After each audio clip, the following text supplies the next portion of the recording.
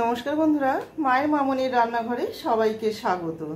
আজকে আবার একটা নতুন রেসিপি নিয়ে আপনাদের কাছে ফিরে এসেছি। রেসিপিটি হলো কলার বড়া। কলার বড়া করতে নিয়ে নেব।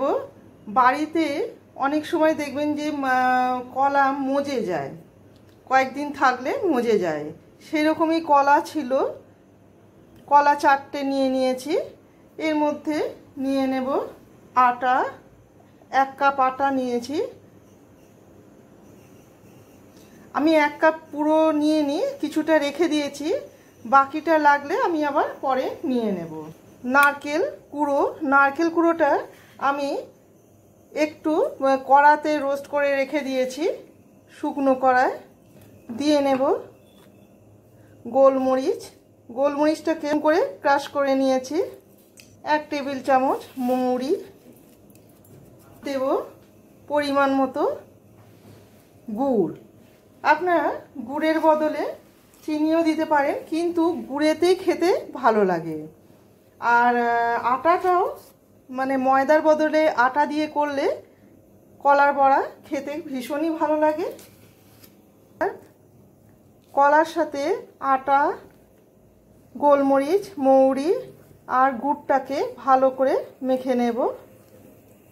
আর দিয়ে নেব সামান্য লবণ, মিষ্টিটাকে ব্যালেন্স করার জন্য।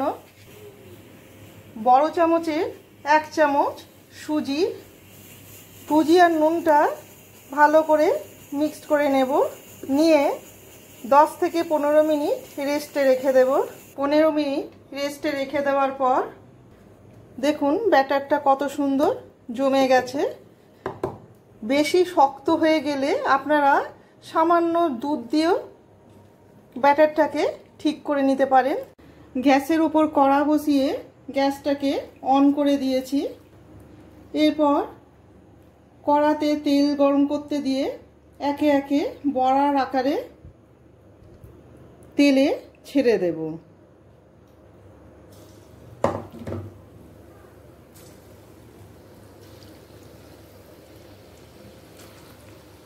কলা বাড়িতে একটু কালো হয়ে গেলে ফেলে দিই। ফেলে না দিয়ে এই ধরনের কলার বড়া করলে খেতে খুবই ভালো লাগে।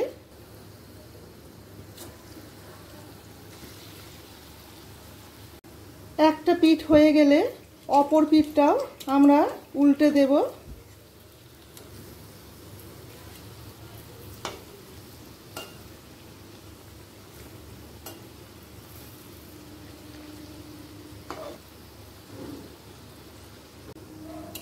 অপর পিঠটাও হয়ে গেছে।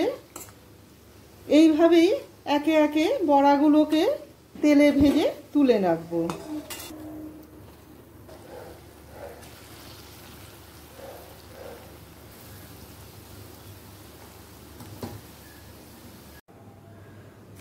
দেখুন সুজিটা দেওয়াতে কত সুন্দর ক্রিস্পি হয়েছে, ভেতরটা নরম হয়েছে আর ওপরটা ক্রিস্পি। কলার বড়ার রেসিপিটা আপনাদের কেমন লাগলো অবশ্যই কমেন্ট করে জানাবেন। ভালো লেগে থাকলে একটা লাইক, শেয়ার আর সাবস্ক্রাইব করে রাখার অনুরোধ রইল। আবার পরে নতুন কোনো রেসিপি নিয়ে আপনাদের কাছে ফিরে আসব। সবাই ভালো থাকবেন, সুস্থ থাকবেন। ধন্যবাদ।